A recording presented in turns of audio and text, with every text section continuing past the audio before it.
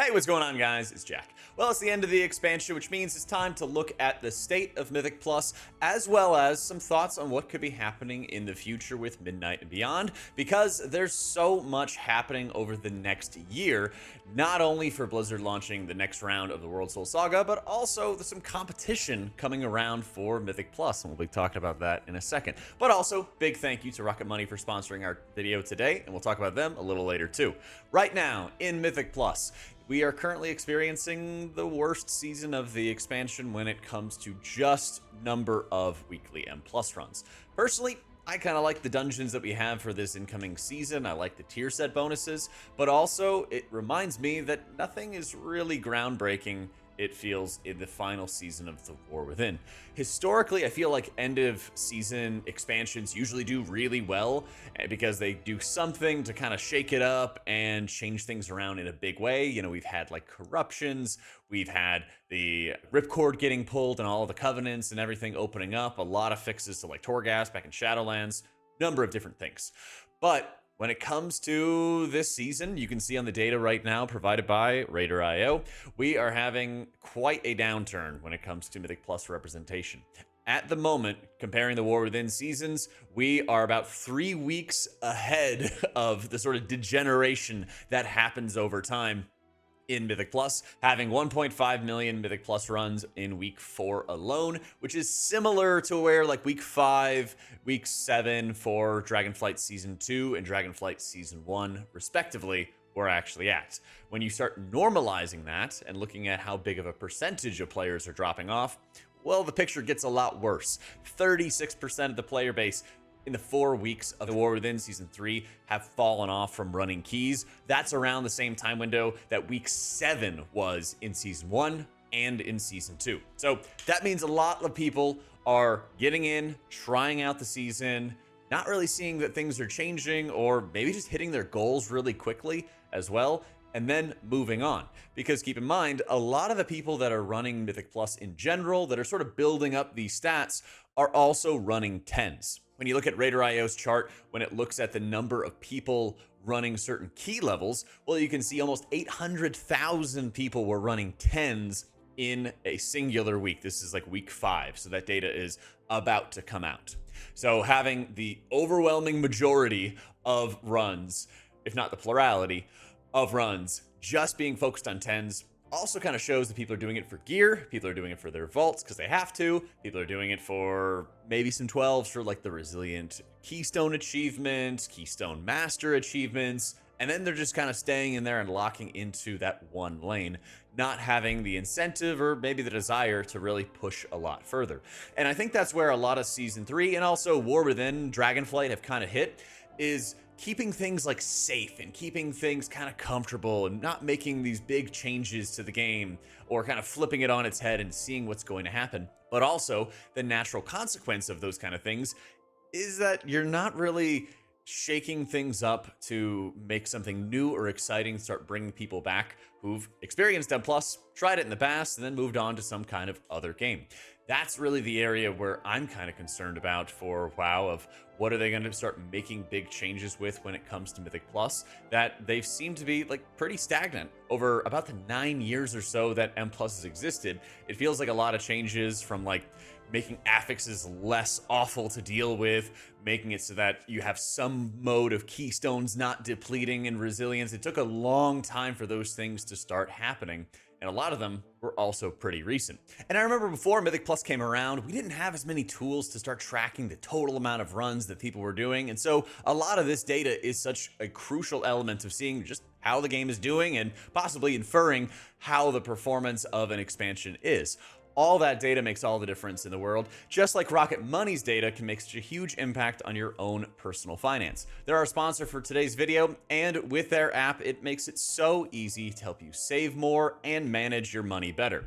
As somebody who is having really irregular paychecks and infrequent ones sometimes, it's so valuable to me to be able to budget my money correctly with tools like Rocket Money, and the ability to set your budgets and constraints and even get a lot of insight into where you're spending the most money has made such a massive difference for me in working on my budget and saving for my future goals like buying a house, for example. Once you connect your accounts, Rocket Money is able to identify just where you're spending money, especially when it comes to those subscriptions. And with just a couple of taps, you can start canceling those subscriptions you don't need anymore. Rocket Money can take care of the rest. So there's never been a better time to take control of your finances. Go to rocketmoney.com/AutomaticJak to get started today for free. Huge thanks to Rocket Money for sponsoring today's video, and let's continue.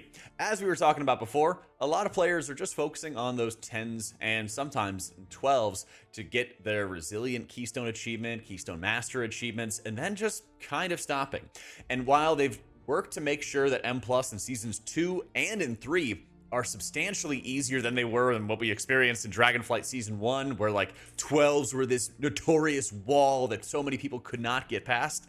Thankfully, we're not at that point, but also for players who have a big focus on just getting their 12s done and then they're kind of done with the season, I see that so many times across the player base, and there's nothing wrong with it, but it really heavily makes me wonder, why aren't we having something more getting added into the table? A lot of times I see people say, hey, I got my 3K, I'm just going to take a break, or I'm going to play some alts, maybe if I feel like it, otherwise I'll just play something else. And the next thing on the line is, you know, the 0.1%. It's just this really long road that you also can't even really get that close to early on in the season. Now, if we go back to those charts I was showing you before, War Within introduced the turbo boost in Season 2, which gave this big sugar rush spike of people getting back and doing their Mythic Plus runs so that they could continue gearing up, because they added multiple levels of extra gearing. I think it was extra 6 item levels that you could go up further. Uncapped crests, added dinars, you could choose what items that you want to purchase, and it gave you a little bit of a spike, but then it wasn't able to do enough to stop the usual sort of collapse that happens as seasons start going on and just, you know, kind of get stagnant. I understand that. Now we're going back into another mode of turbo boost getting announced well in advance, and it makes me wonder if this is going to be the area where people are not playing at the moment because they expect the turbo boost, and they feel like maybe their work is going to be somewhat invalidated as a result of 6 more eye levels allowing you to push way further in dungeons. The question is, well, what's the alternative? Because if you just make it so that you don't nerf the dungeons, or you're not increasing item level, then you kind of hit your wall of your progression like we saw in, you know, War Within Season 1, even after some dungeon nerfs, and you can't really push any further. Well, we did have an alternative, and it was kind of borrowed power, which obviously had a lot of its issues. But one of the positives, I will say, was that the borrowed power neck for BFA was giving you like 1% extra primary stat, or 1% extra damage, basically, by going up in level over time. And as a result, you were constantly getting it a little bit easier to complete dungeons. And that made it so that every week was going to be a little bit smoother once you reached your maximum item level. And so you still had some kind of area for additional progress to be made over the course of the entire season. That's probably not going to be coming back, but I think something like that has been working really well for raids with their renown track, and I think that's something they definitely should be exploring, because Mythic Plus is not without competition, okay? This is not sponsored by any means, but I got a chance to play the playtest for Fellowship, which is a standalone Mythic Plus game. Think of it as basically you log into a central hub like Dornegal, and you can immediately change your characters in that hub, gear up, and buy gear for those characters in that hub with currency that you get from doing dungeons and doing content.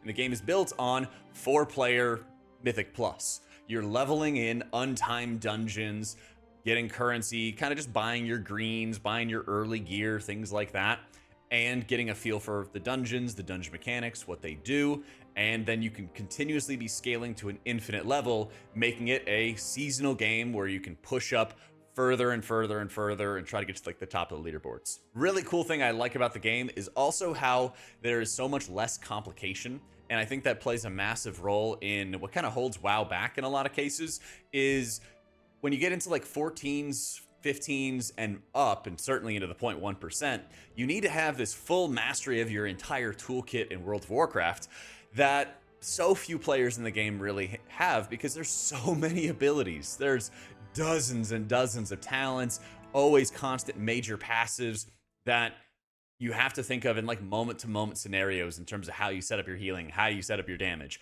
More stacking modifiers than ever. So you need to make sure you got Lightweaver up and then Resonant Words up and then you cast the Prayer of Healing. And then you need to make sure you have your Squid down and your Mind Blast down. And then you're casting the smites that actually do healing. And if you cast the smites before then, they don't do anything, right? So many of those things apply in WoW. And being able to take a step back for something like Fellowship, where I think you're having like maybe a dozen abilities total. The talent trees are back to the Shadowlands BFA kind of 3-box. It's like 7 or 8 rows of 3, and you get to choose between these 3 talents. You can freely swap between the talents. I don't know if you can do it mid-dungeon. I'm pretty sure you can only do it in the hub itself, but it's so easy to swap between the talents. And they also flex you between more damage or more healing, more prio healing, more AoE healing. They're very flexible in terms of the builds that you put together as you're leveling and as you're just getting to play with all of them. So they have, I think it's like 9 heroes right now.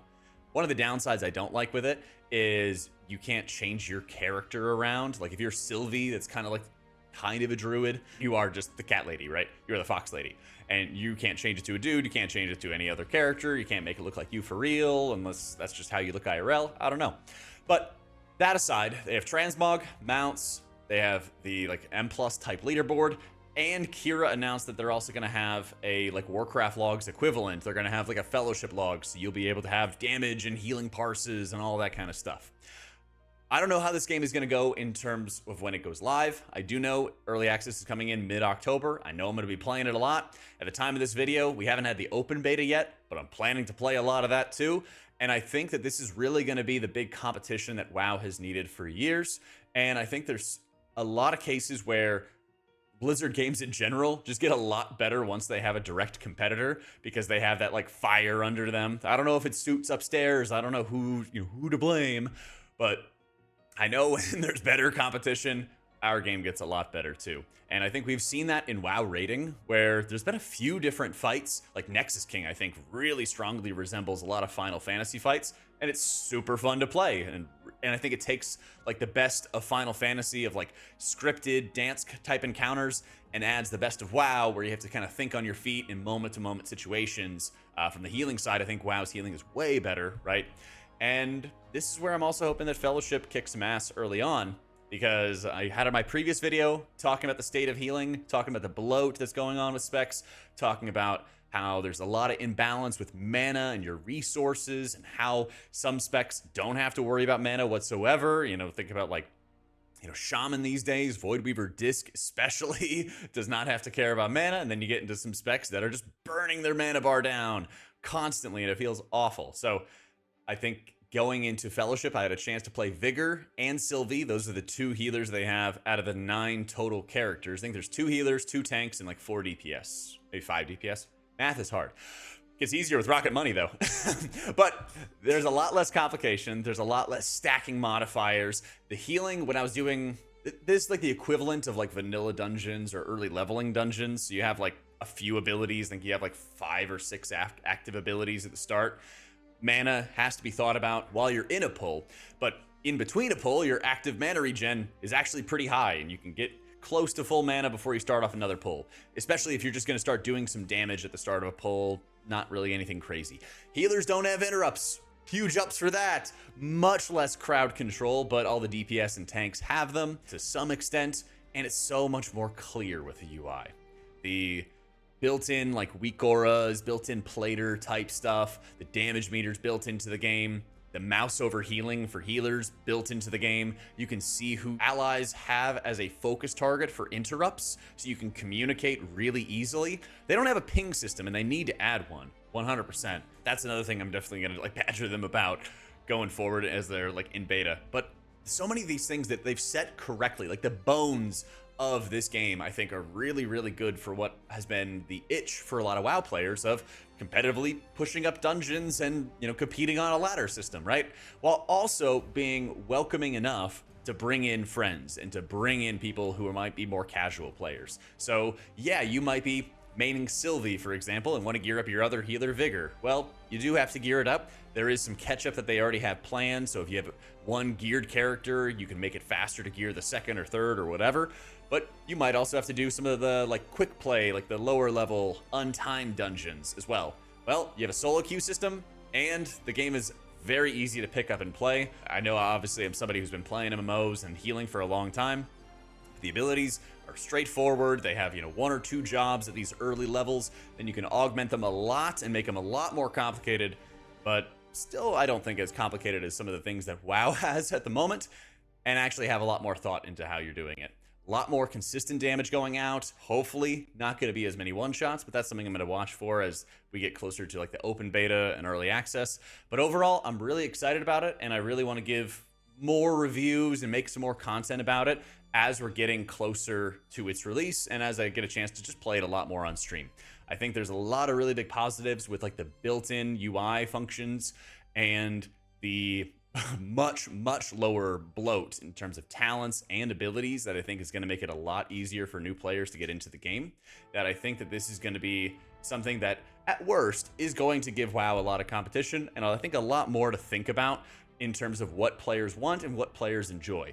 Because as much as we enjoy M+, I think a lot of the data from the Raider.io numbers also highlights that there's a really big drop-off for the player base, of almost half the player base in a lot of cases just kind of dropping off and not playing this game that we all really enjoy, and there has to be some kind of better way forward. And WoW has had Mythic Plus for about 9 years now, and I really don't think that they've been scratching the surface as much as they possibly could to incentivize people to do higher level keys, make sure that abilities and cast bars are a lot better telegraphed and easier to understand, easier to sort of like get new players into the mix. And there's some cases where the button bloat and the ability bloat has been taken care of. I think Voidweaver Disc is a good example of that. And then there's other classes where you have to set up a million different HOTS like Druid just to make sure your regrowth actually does real healing. Not the best. So let me know what you guys think. I'd really love to see what you guys are thinking about when it comes to Fellowship and with the WoW numbers for Mythic Plus at the moment as well. Big love once again to Rocket Money for sponsoring today's video. Definitely make sure you check them out as well. Love your faces. Thanks so much for watching. Big love to our patrons for making all this content possible. I'll catch y'all next time.